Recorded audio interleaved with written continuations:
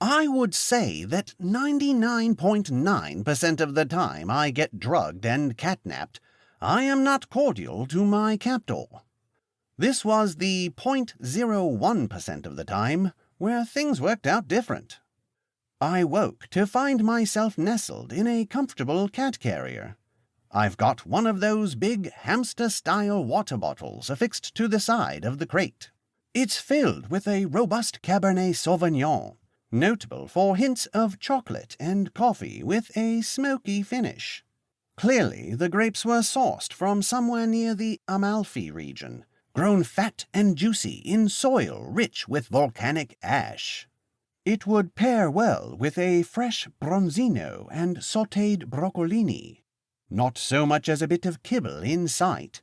The wine would do.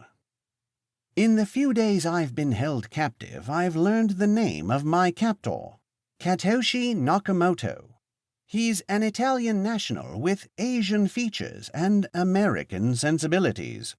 He spends a great deal of his days basking in the glow emitted from the screen of his laptop computer, an array of electronics surrounding him. Each device blinks like a drunken Christmas tree in July. Exposed circuit boards rife with rats' nests of wires running to and from each one to the others.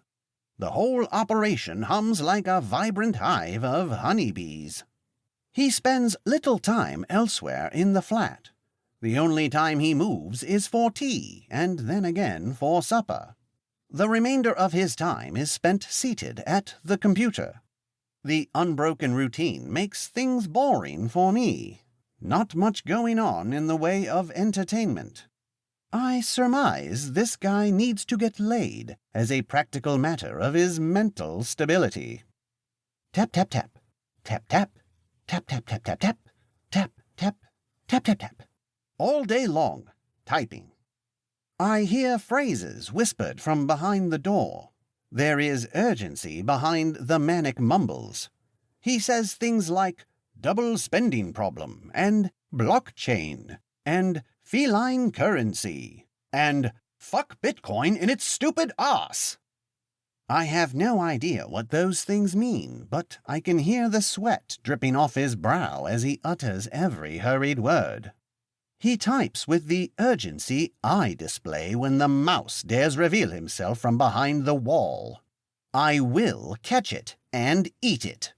Which is how I know Catoshi will solve whatever the double spending problem is he's faced with.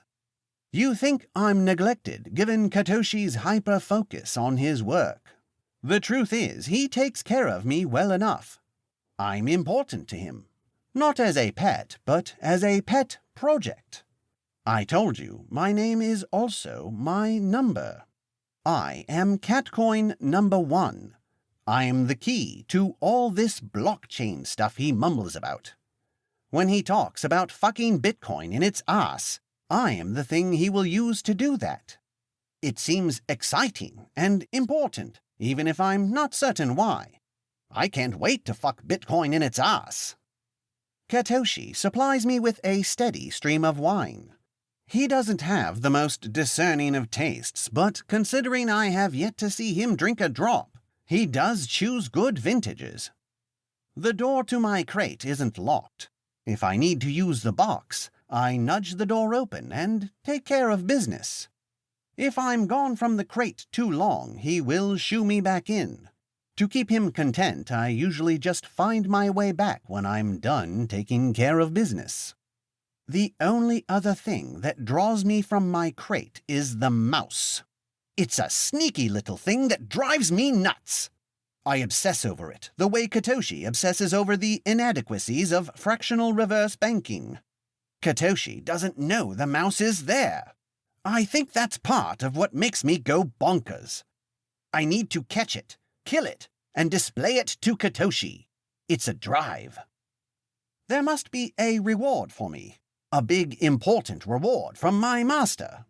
I have no idea what that reward will be, but it feels big and important. The mouse is fucking smart. It knows when I'm blitzed on wine.